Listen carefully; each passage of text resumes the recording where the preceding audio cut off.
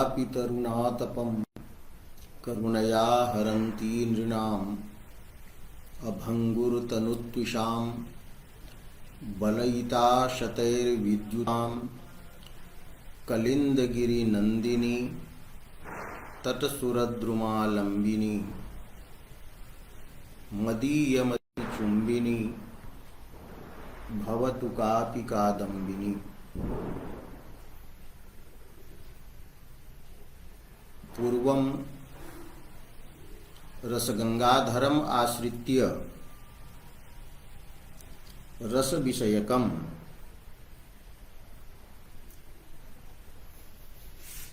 षष्ठम मतम विचारितम। अद्य शेषाणि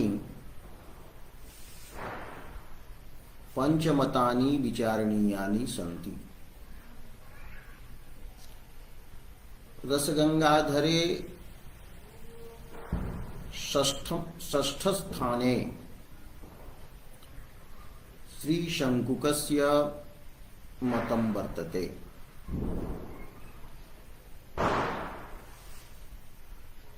शंकुकः वदति यत् नटरूपे रामे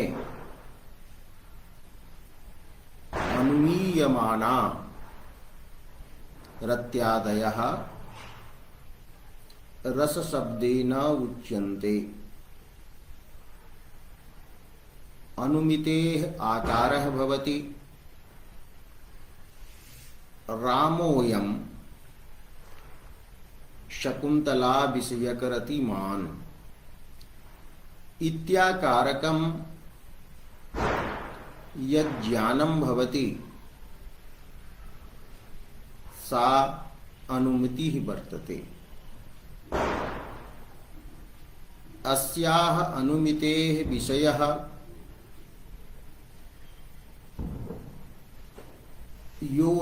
या रतिः वर्तते सा रतिः श्रृंगाररसः उच्यते। एवं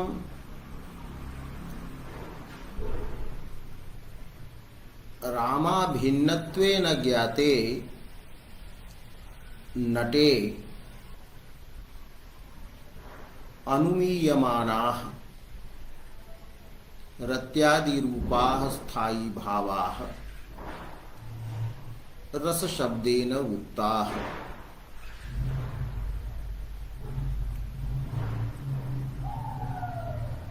एतत् पंडितराजेन दुष्यन्तादिगतो रत्यादिर्नटे इत्यादिना वाक्येन प्रत्यपादि। अत्र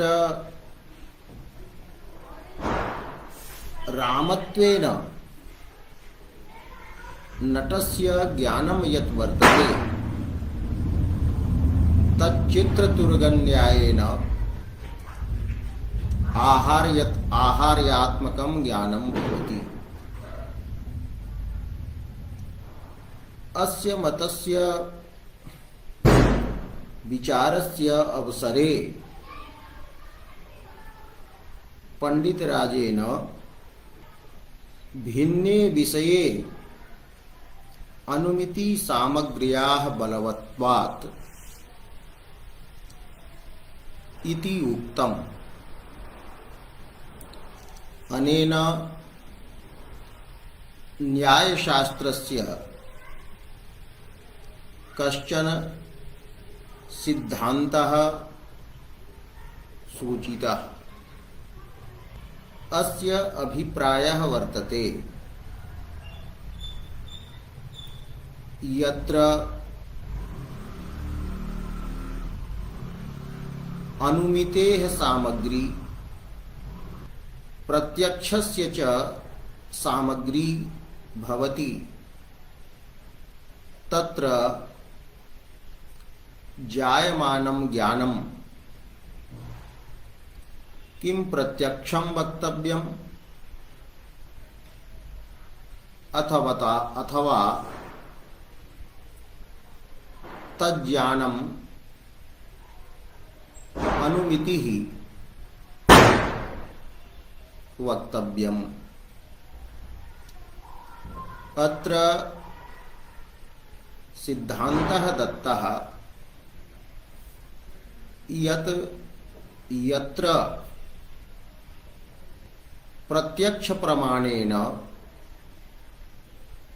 चक्षु सन्निकर्षादिना एवं च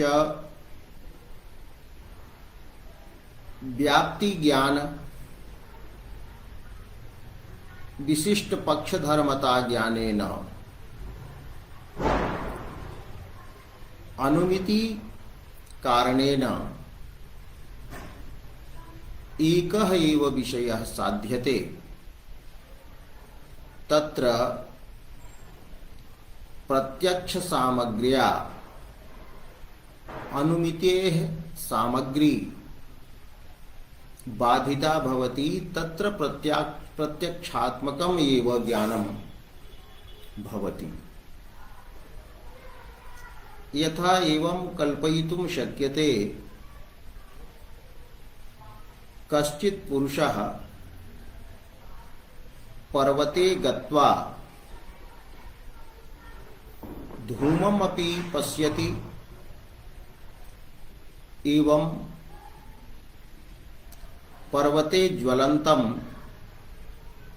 वह्निमपि पश्यति। तत्र वह्नेः प्रत्यक्षात्मकं ज्ञानं जायते, यतो हि तस्य पुरुषस्य चक्षुषः वह्निना सह यः संयोग रूपः सन्निकर्षः वर्तते, तेन संयोग सन्निकर्षेण यज्जायते ज्ञानम् तस्य विषयः वह्निः भवति। अत्र प्रत्यक्ष सामग्री वर्तते इंद्रियार्थ सन्निकर्षः। चक्षुरूपस्य इंद्रियस्य वह्निरूपस्य अर्थस्य च संयोग सन्निकर्षः वह्नेः प्रत्यक्षं जनयति। किन्तु तत्र पर्वते धूमः अपि साक्षात् क्रियते, तर्हि धूमदर्शनेन वह्नि धूमयोः व्याप्तेः ज्ञानं भवति। तदा परामर्शः भवति, वह्नि व्याप्य धूमवान् अयं पर्वतः अस्ति। तर्हि वह्नि व्याप्ति विशिष्ट धूमस्य प्रत्यक्षात्मकं यत् ज्ञानं वर्तते, तत् वह्नेः अनुमितिं जनयति। एवं अत्र व्याप्ति विशिष्ट धूम ज्ञानम अनुमितेः कारणं वर्तते। चक्षुरिंद्रिय सन्निकर्षः वह्नेः प्रत्यक्षस्य कारणं वर्तते। तर्हि तत्र जायमानं वह्निरिति यद् ज्ञानं वर्तते, तद् ज्ञानम् अनुमितिः वर्तते अथवा प्रत्यक्षं वर्तते इति विचारः न्यायशास्त्रे समापतितः। तत्र निर्णीतम यत् अत्र चक्षु सन्निकर्ष रूपेण प्रत्यक्ष कारणेन पक्षधर्मता ज्ञान रूपः व्याप्ति ज्ञान रूपः अनुमितेः यह हेतु वर्तते, अनुमितेः या सामग्री वर्तते सा बाध्यते। अतः एतादृशे स्थले वहनेः प्रत्यक्षात्मकम् एव ज्ञानं स्वीक्रियते। यतो हि अनुमिति सामग्र्या पक्षधर्मतादि ज्ञानेन वह्निः एव तत्र साध्यते। एवं चक्षुसन्निकर्षेण प्रत्यक्ष सामग्र्या वह्नि एव साध्यते। अत्र द्वयोः प्रमाणयोः विषयः वर्तते, तत्र वह्निः एव। द्वयोः प्रमाणयोः कार्यभूतं यत् वर्तते ज्ञानम् अथवा ज्ञानद्वयं यदि स्वीकरणीयं तर्हि वह्निः एव विषयः भवति। अतः अभिन्नः यत्र भवति विषयः तत्र प्रत्यक्ष सामग्री एव बलवती भवति, प्रत्यक्षात्मकम् एव ज्ञानं भवति। किन्तु यत्र पर्वते धूमस्य तु प्रत्यक्षं जातं किन्तु वह्निः न दृष्टः। दूरात् धूमः साक्षात्कृतः वह्निना पर्वतस्थेन वह्निना चक्षुषः सन्निकर्षः न जातः। अत्र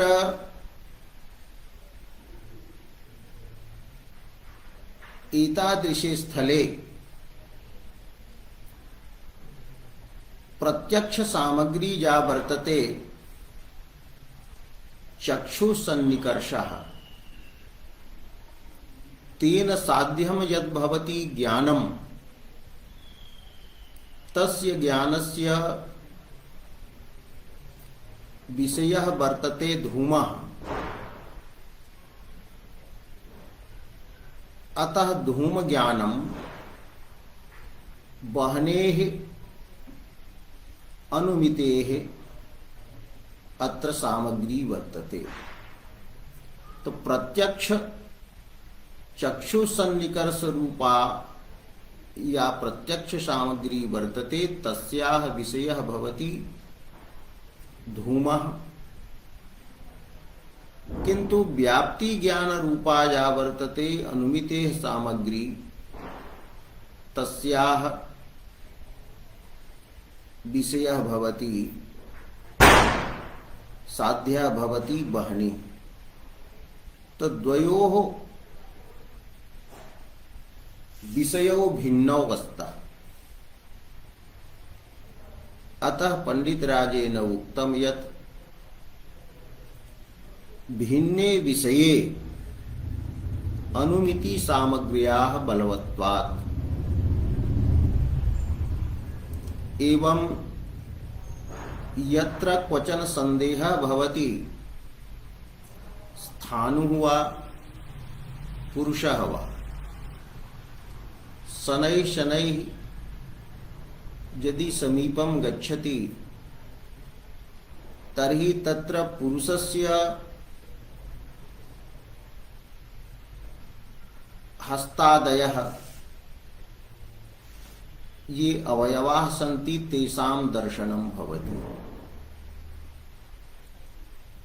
तेन दर्शनेन पुरुषे पुरुषत्वस्य अनुमानं भवति। किन्तु तत्र चक्षुषः यपि सन्निकर्षः पुरुषत्वेन वर्तते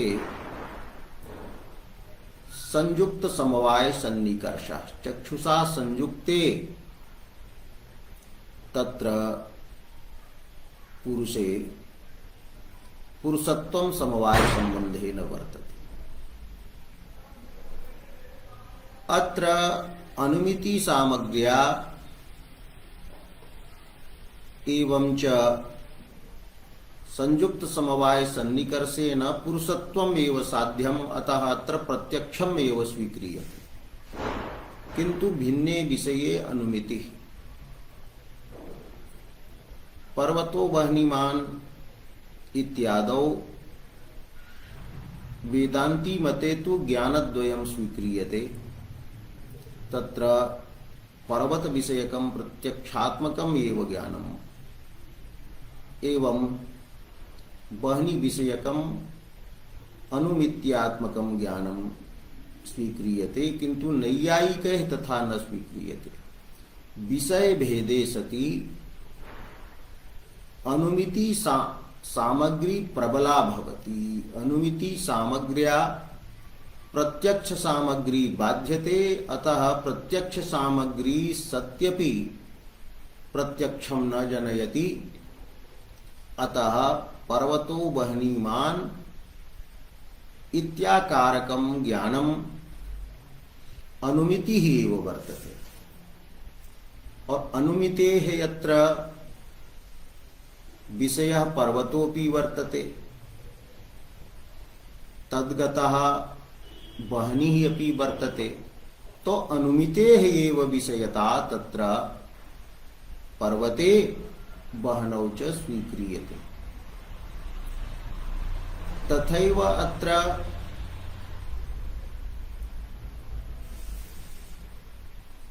अयं रामः अथवा रामोऽयं नटः सीता विषयक रतिमान्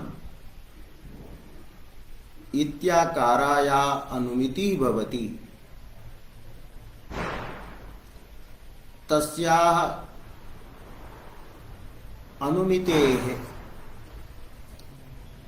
सामग्री वर्तते, कारणं वर्तते। रामाभिन्न नटगत कटाक्षादि चेष्टा साक्षात्कार। तो अनुमिति सामग्री या वर्तते, कटाक्षादि साक्षात्कारः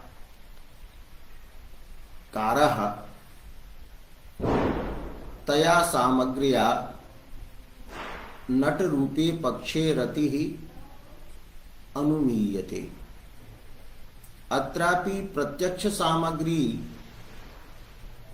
चक्षुः सन्निकर्षः यः वर्तते स पर्वते न अस्ति, धूमे न अस्ति। तो चक्षुः सन्निकर्ष जन्यं यत् प्रत्यक्षात्मकं ज्ञानं तस्य विषयः पर्वतः एवं च धूमादि भवतु नाम।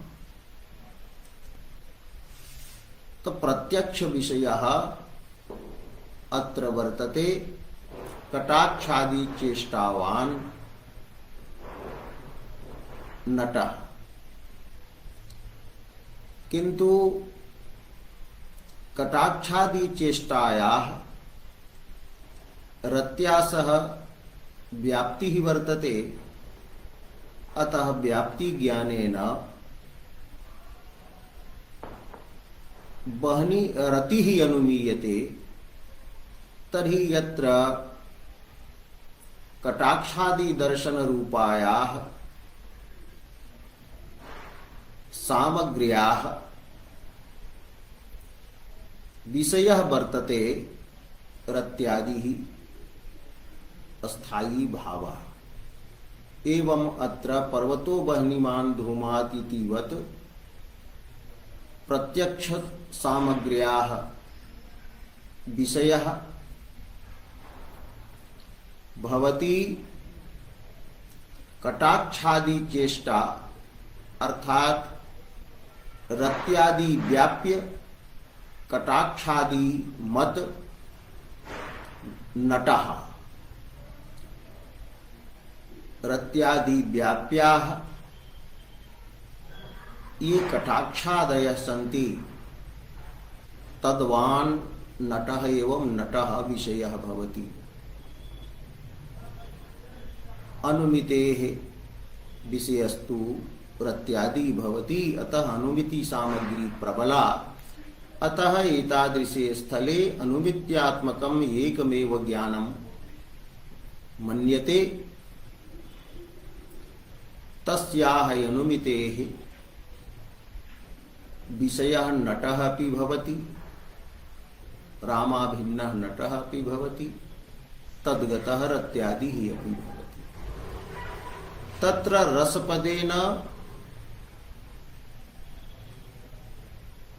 नटगतः रामाभिन्न नटगतः रत्यादि एव रसः उक्तः जः अनुमितेः विषयः अस्ति इति षष्ठं मतं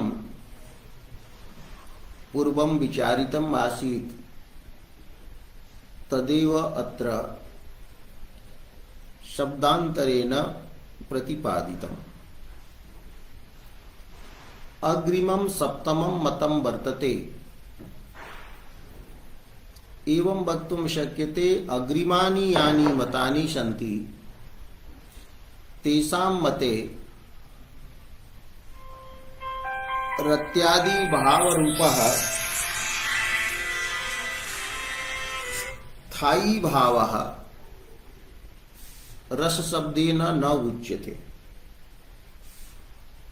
तर्हि रस शब्देन कः पदार्थः वाच्यः इति शंकायाम् उच्यते। सप्तमं मतं विभावादयः त्रयः समुदिताः रसाः विभावाः अनुभावाः संचारिणश्च परस्पर मिलिताः यदा भवन्ति तदा परस्पर मिलिताः विभावानुभाव व्यभिचारिणः रस शब्देन उच्यन्ते। न केवलः विभावः न केवलः अनुभावः नापि च केवलः व्यभिचारी। तो समुदिताः विभावादयः त्रयः रस शब्देन उच्यन्ते। तत्र अभिनव गुप्तादिमत वत अत्रापि सा प्रक्रिया आश्रयनीया भवति। यथा अभिनव गुप्तादीनां मते भग्नावरण विशिष्टः रत्यादिः रसः उक्तः तथैव अत्र वक्तुं शक्यते यत् भावनावशात् आवरण भंगे जाते अंतःकरणे भाव्यमानाः जे सन्ति विभावादयः समुदिताः त्रयः ते एव रसशब्देन उच्यन्ते। एवं भग्नावरण चिद्विशिष्टाः समुदिताः परस्पर मिलिताः विभावादयः रसः इति सप्तमं मतं वर्तते। तर्हि उच्यते इति कतिपये आचार्याः वदन्ति तादृशीनां रत्यादि चित्तवृत्तीनां रस पदार्थत्वं ते न स्वीकुर्वन्ति। इत्थं सप्तम मते भग्नावर्णया चिता गोचरी क्रियमाणाः समुदिताः परस्पर सम्मिलिताः त्रयः विभावादयः रसः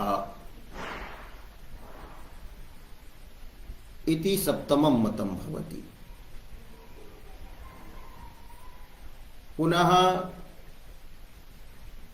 अष्टमं मतं कथयति न समुदिताः विभावादयः रसः अपितु विभावानुभाव व्यभिचारिषु यस्य भावनया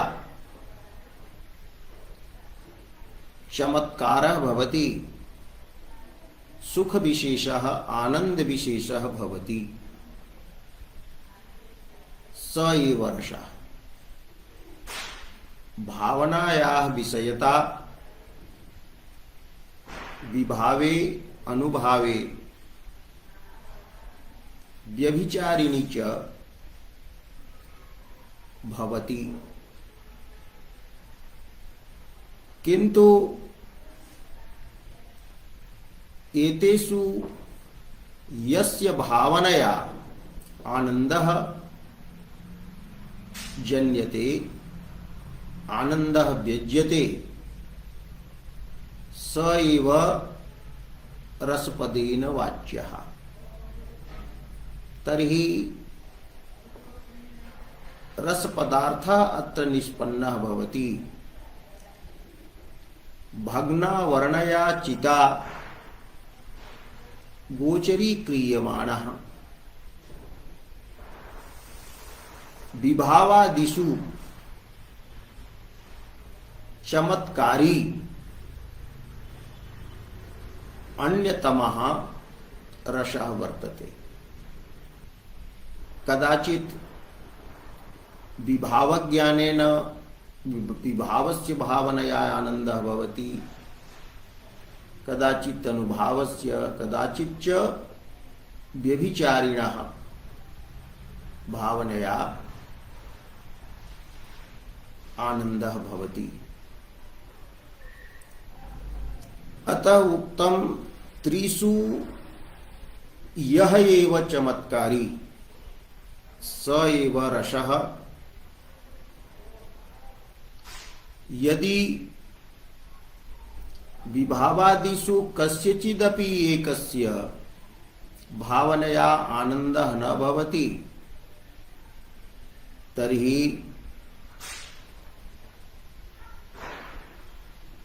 कश्चिदपि रसः न वक्तुं शक्यते। एतादृशं काव्यं भवेत् येन काव्येन उपस्थिताः कारणकार्य सहकारिणः ये विभावादि शब्दैः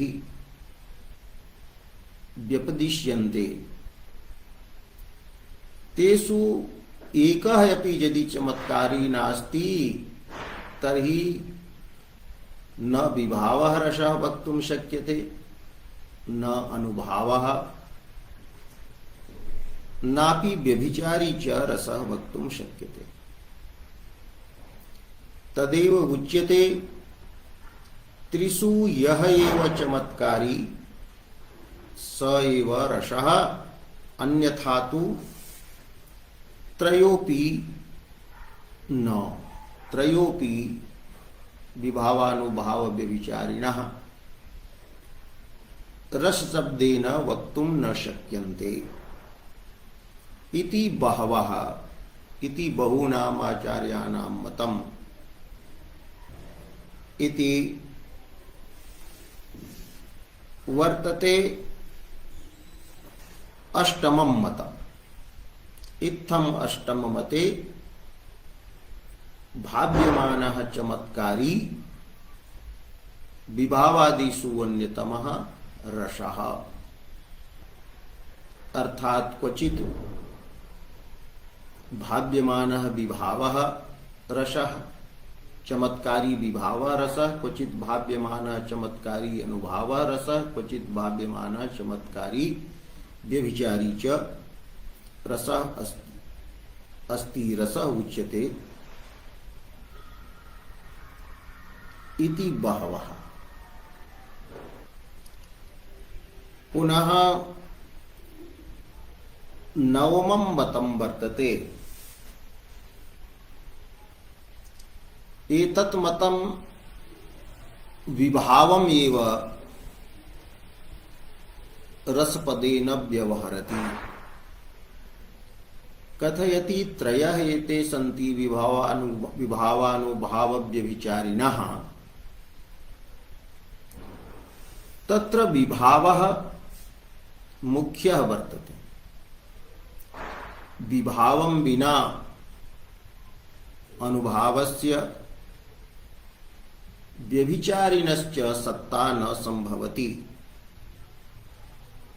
आमुखे सर्वप्रथमं विभावः प्रतीयते, तदनन्तरम् अनुभावाः ज्ञायन्ते। अतः उच्यते भाव्यमानः विभाव एव रसः इति अन्ये। अन्ये आचार्याः वदन्ति यत्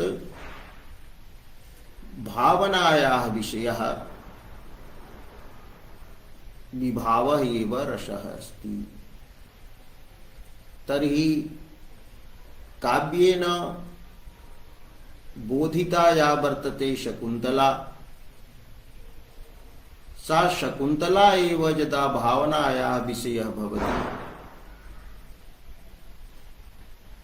ज्ञानद्वारा सहृदयान्तःकरणे प्रविष्टा भवति, तर्हि सा शकुन्तला एव शृंगाररसः। रामः एव यदि तथा अस्ति तर्हि उत्साहवान् रामः यः वर्तते रामः एव रसः। इत्थं भग्नावरणचिद् विशिष्टः विभावः रसः इति वक्तुं शक्यते। भग्नावरणया चिता गोचरी क्रियमाणः विभावः रसः। पुनः दशमं मतं वर्तते अनुभावस्तथा इतीतरे। इति इतरे वदन्ति, इति अन्ये वदन्ति। तेषां मतं वर्तते भाव्यमान तथा, अर्थात भाव्यमानः अनुभावः एव रसशब्देन वाच्यः। यतो हि विभावजन्या या वर्तते रतिः तस्याः ज्ञापकाः अनुभावाः एव कटाक्षादयः भवन्ति। अतः भाव्यमानः कटाक्षादिः एव रसः। भग्नावरणचिता गोचरी क्रियमाणः दुष्यन्तादि कटाक्षादि रूपः यः वर्तते अनुभावः स एव रसः वर्तते इति दशमं मतं वर्तते। तत्र एकादशं मतं प्रतिपादितं नहीं। भाव्यमानः व्यभिचारी यः वर्तते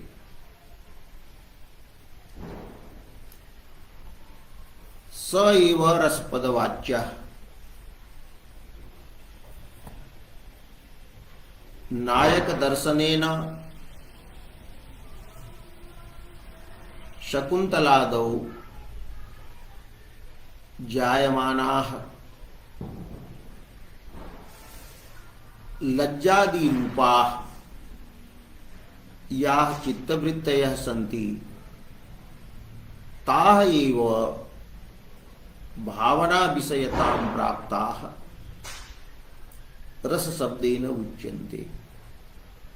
अथवा शकुन्तलादि दर्शनेन दुष्यन्तादौ जन्यः कटाक्षादि रूपः भावना विषयतां प्राप्तः अनुभावः रसः अस्ति। एते व्यभिचारिणः ही मनोवृत्ति रूपाः चित्तवृत्ति रूपाः भवन्ति। एते स्थायिनं पुष्णन्ति।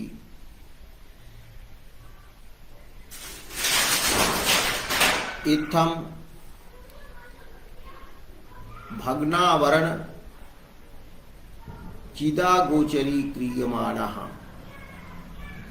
भग्नावरण चिद गोचरी क्रियमाणः भग्नावरण चिद विशिष्टः अनुभावः एव व्यभिचारी एव रसः वर्तते। अतः उक्तम व्यभिचारी एव तथा तथा अर्थात भाव्यमानः व्यभिचारी तथा तेन प्रकारेण अर्थात रस रूपेण परिणमति परिणतः भवति इति केचित्। इत्थं रसगंगाधरे रसस्वरूप निरूपण प्रकरणे रसपदेन विवक्षिताः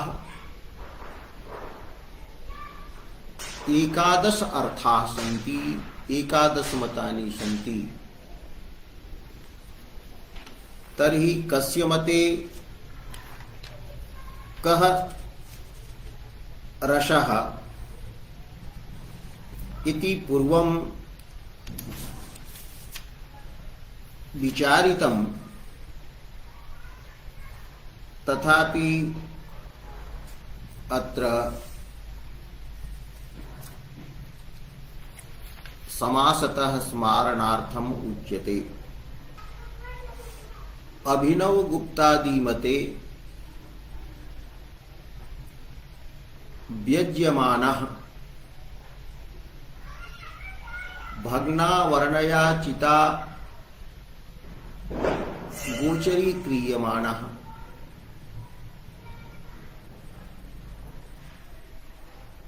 भग्नावरणचिद विशिष्टः रत्यादिः एव रत्यादि रसः अस्ति।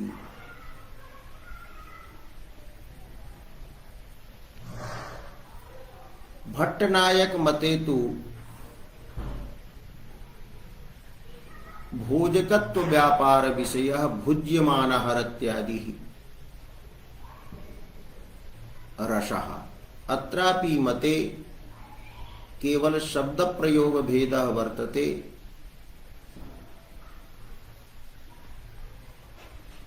भोजकत्व व्यापारः तत्र कल्पितः अतः भुज्यमानः उच्यते, अन्यथा तो व्यज्यमानः अर्थात भग्ना वर्णया चिता गोचरी क्रियमाणः रत्यादि रसः इति अर्थतः भेदः नास्ति, किंतु शब्द भेदः वर्तते।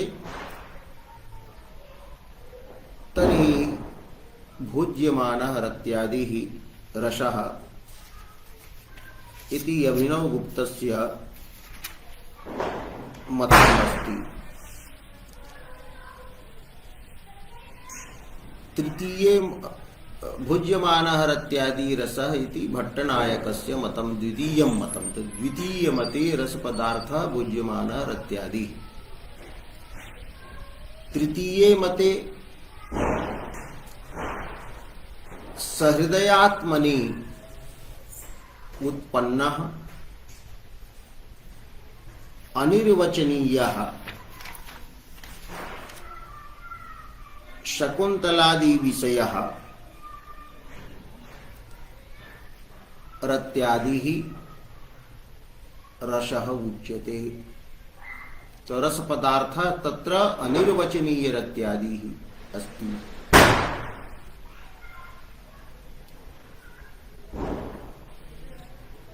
चतुर्थे मते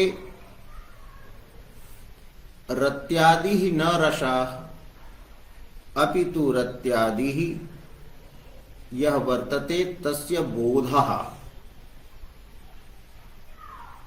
वर्तते रसः। सामाजिके बोधः भवति उक्त दोष महिम्ना अहम शकुन्तला विषयकरतिमान् इत्याकारकः बोधः रसः वर्तते। प्रथमे द्वितीये च मते स्थायी भावः रत्यादि एव रस पदार्थतया उक्तः। अत्र तु बोधः रसः उच्यते।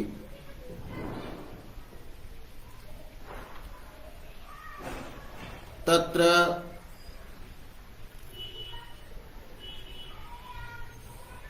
पंचमं मतं वर्तते यत्र दुष्यन्तादि गतः जहरत्यादि भावः अनुकार्यगतः जहरत्यादि भावः सरसः। किंतु स नटेपि प्रतीयते। तर्हि रस पदार्थः तत्र नटे प्रतीयमानः रत्यादिः यः अस्ति सोऽपि रस पदार्थः। वस्तुतस्तु दुष्यन्तादिगतः रत्यादिः रस पदार्थः। तत्र नटे प्रतीयमानः यः रत्यादिः स तु अलौकिकः वर्तते। दुष्यन्तादिगतः लौकिकः। इत्थं पंचमे मते प्रतिपादितम्। किंतु तत्र पंचमे मते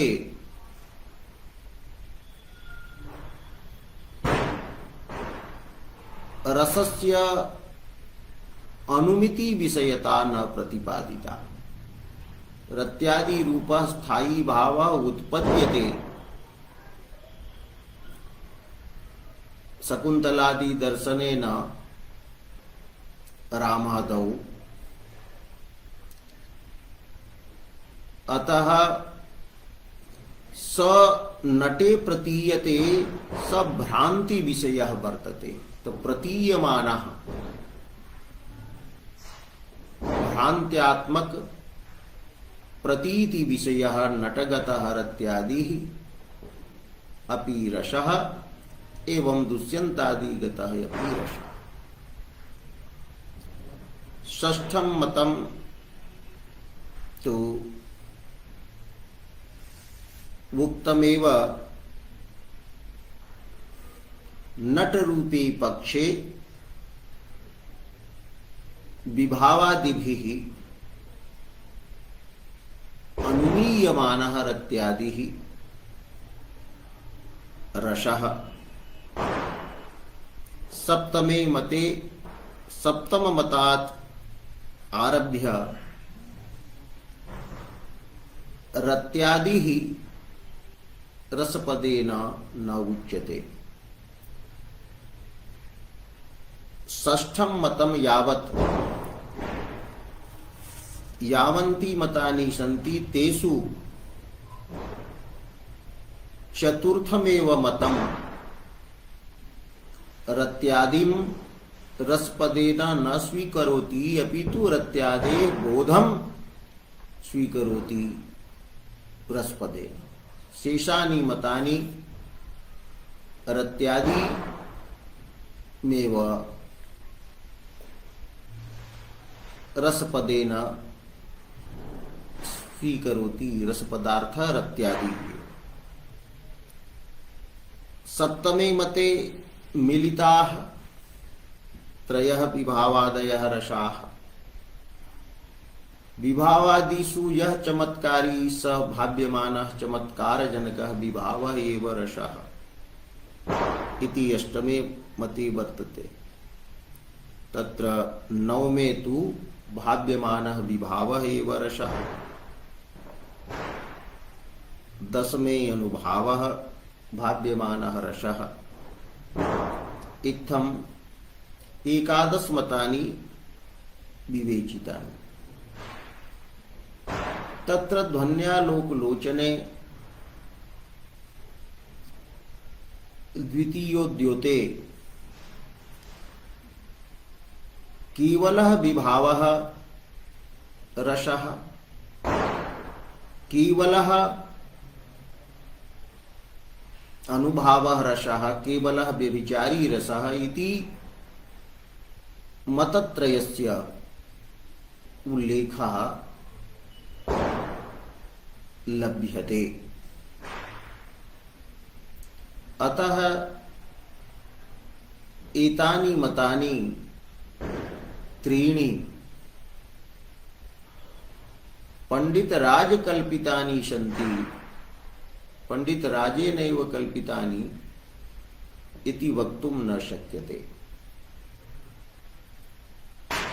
एवं सप्तमं मतं यद् वर्तते समुदिताः विभावादयः रसः, अस्यापि मूलं मन्ये ध्वन्यालोकलोचनादौ अन्वेष्टुं शक्यते। एवं रसपदेन एकादश अर्थाः विवक्षिताः भवन्ति। तत्र तृतीयं यत् मतं वर्तते अनिर्वचनीय रत्यादिः रसः,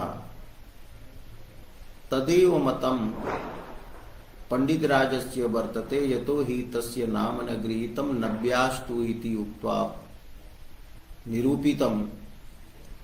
अतः टीकाकारा वदन्ति इदं मतं तस्य। अत्र तु विचारणीयं भवति कि इदं मतं तस्य अस्ति अथवा एकः विचारः तत्र प्रस्तुतः कि एवमपि वेदान्तरीत्या अनिर्वचनीय रत्यादि अपि रसशब्देन स्वीकर्तुं शक्यते। पूर्वं पंडितराजेन उक्तं कि अभिनवगुप्तादयस्तु वदन्ति भग्नावर्णचिद्विशिष्टः रत्यादिः रसः, किन्तु रत्यादि विशिष्टा भग्नावर्णा चिदेव रस पदार्थतया स्वीकरणीया। यतो हि रसपदेन रसो वै सः रसम हेवायं लब्ध्वा नंदी भवति इत्यादि श्रुतिवाक्ये रस शब्देन चित एव चैतन्यम एव विवक्षितं वर्तते। अतः चैतन्यस्यैव रसपदवाच्यता स्वीकरणीया। चैतन्यं यद् वर्तते तद् ज्ञानात्मकं वर्तते, न तो ज्ञानवत्। एवं एकादश मतानि यानि प्रतिपादितानि तत्संबद्धः यः वर्तते ग्रन्थः तद्विषये यथाशक्ति इदानीं यावत् विचारितम्। पुनः अग्रिमे सप्ताहे सोमवासरतः विचारयिष्यते यत् भरतेन रससूत्रं प्रणीतं विभावानुभाव व्यभिचारी संयोगाद रसनिष्पत्ति। अतः अस्य सूत्रस्य तत्तन्मतेषु कथम अर्थः कर्तव्यः, सूत्रस्य संगतिः कथम कर्तव्या, तत्र प्रतिपादितं यद् विभावमात्रम् अनुभावमात्रं व्यभिचारिमात्रं ये रसं स्वीकुर्वन्ति तेषां मतम् एतत् सूत्र विरुद्धं वर्तते। किन्तु शेषेषु अष्टसु मतेषु अस्य सूत्रस्य संगतिः कर्तुं शक्यते। यतः सूत्रस्य तत्तन्मतानुसारेण व्याख्यानं पंडितराजेन कृतम्। एतद्विषयकः ग्रन्थः अग्रिमे सप्ताहे विचारयिष्यते। अद्य एतावदेव।